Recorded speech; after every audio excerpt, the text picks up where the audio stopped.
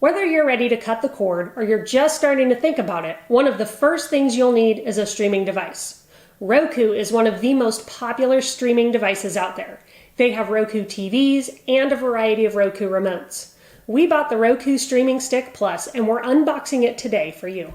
In this Roku Stick review, we'll show you how to set it up and start using it. And we'll share some cool tips and tricks to help you get the most out of your Roku streaming stick. We'll also give you a quick overview of some of the popular streaming services you can watch with the click of one button from a Roku TV stick. All right, so let's start with what comes in the box. So, as you can see, this item is a voice remote that can accommodate 4K HD streaming TV. Inside the box are 6 items. There's the Roku TV stick, which is what you plug into your TV and what makes it possible for you to stream shows and movies without cable. There's the Roku remote, which in the Plus version has some cool features, like the ability to turn your TV on and off with the Roku remote. You control the volume on the side of the remote, and you can mute there as well. Then this little microphone button on the face lets you turn your TV on and load streaming apps, shows, and movies using your voice. I tried it from a different room in our house, and it turned on our Samsung TV, which I thought was pretty cool. Yeah, it also has 4 popular streaming apps built right into the remote: Netflix, Disney+, Hulu, and Sling. So if you subscribe to any of those streaming services, once you sign into them through Roku, you'll be able to get into them and start watching content through them with just the click of one button, or by using your voice. It's pretty slick. Yeah, and then as you can see, you can also start, pause, fast forward, rewind, go back a level, and get to the home menu conveniently with the click of a button on your Roku remote. So there's a lot to love about that remote. And in a little bit, we'll share a Roku hack with you and show you just how easy it is to use your smartphone as a second remote and even listen to TV through your headphones on your smartphone through Roku. But for now, let's continue with what else is in the box. You'll also find 2 AAA batteries that you can put into your remote, a power adapter, a USB power extender cable, and a USB power cable with a long-range wireless receiver inside of it. So these cables work with the streaming stick to connect your TV to your wireless internet and to be able to stream content. Remember that in addition to a streaming device, you'll also need an internet connection to stream TV, which is something we cover in our How to Cut the Cord video. So if you want a big picture overview of how to cut the cord, watch that. So now that we know what's in the box, let's review how to connect it to your TV. You'll want to put batteries in the remote and plug the Roku streaming stick into an HDMI port on your TV. If your TV is newer, you can plug one end of the USB power cable into the Roku TV stick and the other end into a USB power port on your TV. Now, when we tried doing that, the stick blinked red at us, which means our TV doesn't deliver enough power to take advantage of this feature. I wasn't really surprised, though, because our TV is 8 or 10 years old. Thankfully, that's no problem.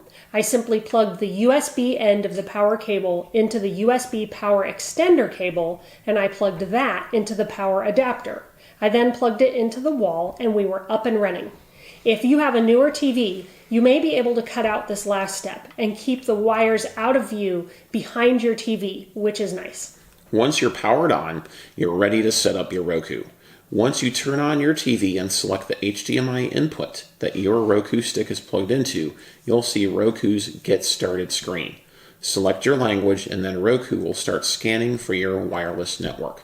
Next, select your wireless network and enter your password. Roku will then connect to your network and check that you have the latest software installed. This should happen automatically. If it doesn't, you can go to Settings, System, and then System Update. It will tell you the latest time it was updated and checked. If you're buying a Roku out of the box like we did, it will automatically check for software updates and perform them if needed. You'll then see Roku's logo, and then it will start auto-detecting your display type. We just pressed OK here and let it do its thing. The next thing it will do is make sure your Roku remote is working properly, so follow the prompts on screen for that. The next step is activating your Roku player and creating a Roku account. At this point, Roku will ask for your email address. Unfortunately, you can't use Roku without this step, so go ahead and provide an email address you use frequently and can access. This is important because Roku will send you a confirmation email, and if you have your smartphone handy, you can actually complete the setup process through that, which is what we did, and found it to be faster than using the remote and TV keyboard. Now, they will ask you for a credit card or PayPal account. Don't worry, they won't charge you anything. There's no setup or registration fee, and you can create a passcode, which can then be required for purchase. I did this just to add one more layer to make sure one of our kids doesn't accidentally buy a subscription to a pay service on Roku. If you already have a Roku account, you will just want to enter the email address associated with that account here.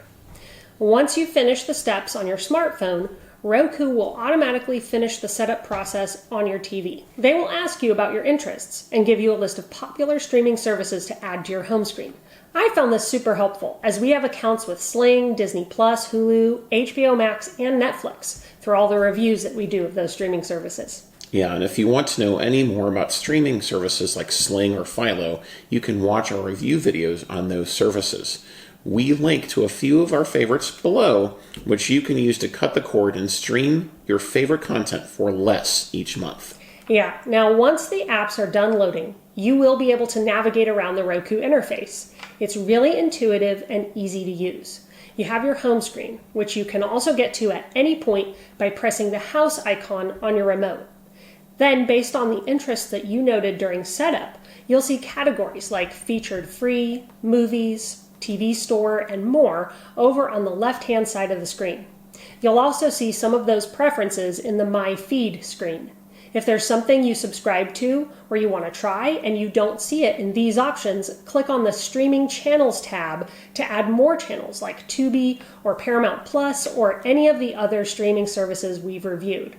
I will say that you will have to go through and sign in to all the apps individually, which is a bit of a pain. I was able to use my phone or my computer for some, like Netflix and Hulu, which was nice. And all in all, I'd say it took me about 45 minutes from start to finish to unbox the Roku Plus, install it into my TV, and get it all set up and signed into the many streaming services we have accounts with. Okay, let's take a look at some of the other features of the Roku Guide. On the left, you'll see options to further filter content. When one of these sections is selected, more content will appear on the right side of the screen. Roku is going to fill the space with titles it thinks you will find most interesting. Since we already told it which streaming services we're signed up for, those display there along with free TV streaming services like Tubi and Vudu. Clicking on any one of these launches that streaming service. Say Tubi, for example. Just click it and the interface you are used to seeing pops right up. It's the same with Netflix and Amazon Prime. Now, speaking of Amazon Prime, we mentioned in the intro that we would give you our take on the Roku Stick versus Amazon Fire Stick, since we've used the Fire Stick for years and we're brand new to the Roku Stick. Honestly, using Prime Video through Roku is actually easier than from the Fire Stick. It feels a little more like Netflix here, and you can choose your profile. Once you're inside, it's really easy to see what content is free and to filter by TV shows and movies, as well as Amazon Originals, and to access digital content you've purchased. Overall, the Roku interface, remote, and available apps are all a bit better than Fire TV, in our opinion. You can't go wrong with either one, but we give the edge to Roku. Yeah, and one of those reasons for that is the Roku channel. When you launch it, you'll see free items based on your interests. When you scroll down, you'll see a live TV channel guide. Clicking on that launches free live TV with a grid-like layout that reminds us a lot of Pluto TV. The default view is to all channels, which are divided into streaming TV channels like ABC News Live, Stadium, Pac-12 Network, and then hundreds of channels of music, Spanish language, and entertainment content. You can browse right to see what's coming. When you find something you want to watch, just click it. Then, to get back to the guide, just arrow left on your remote. Roku really does make it easy to get both free and paid TV streaming services. Now let's quickly cover the other options on the left menu. My Feed offers movies and TV shows Roku thinks you will like. Clicking on one of them brings up titles that you can watch. When you click on one, Roku makes it easy to see whether or not a subscription is required to watch and what services you can watch it through. Search brings up a field you can use to search for anything on Roku, which is a very helpful feature. Speaking of search, Nicole, you might notice that if you search for YouTube TV, only YouTube will come up. That's intentional. Google and Roku have been in discussions to keep the streaming TV service available within Roku, but talks, as you know, broke down, and as of when we filmed this Roku streaming review video, the YouTube TV app was not available on Roku. Roku did send out an email saying it is working to try and get it back, and that current Roku users that have the YouTube TV app on their device should not delete it to ensure that they can continue to use it within Roku. This sucks, and we really hope things can get resolved so choice is not limited for anyone. In the meantime, if you're looking for another way to watch YouTube TV, you can do it right now through the Amazon Fire TV Stick. If you want to know more about the Fire Stick, you can watch our video on that topic. Then, there's just one more menu option to cover, and that's Settings, which is where you can adjust your remote, theme, home screen, payment method, and more. Clicking theme, for example, is kind of fun. You can change from the default to free space, jungle, or nautical themes that just change the way the home screen and other screen backgrounds appear. Now, before we wrap up, there's one more thing we want to cover in our Roku review, and that's tips and tricks. You'll see that Roku actually has a tips and tricks channel, so check that out, as that's where we learned about this cool feature where you can turn your smartphone into a second remote for your Roku. Yeah, now you just want to install the Roku app on your smartphone. It's available in the Apple and Android store. Then you can use your phone as a second remote or to browse through channels on your phone. You can also use something called private listening mode. Now, if you want to watch TV without disturbing anyone, such as late at night or when a child is napping, you just plug your headphones into your smartphone and press the little headphones icon there on your Roku remote to listen to the sound through your headphones instead of the TV volume. We hope you've enjoyed this Roku Streaming Stick review and that you can use this streaming device to cut the cord and start saving money. Let us know what questions you have. What is your favorite streaming service and device? Yeah, and if you haven't already, make sure you hit that red subscribe button so you can be notified of our new content. Thanks for watching, and we'll see you in our next video.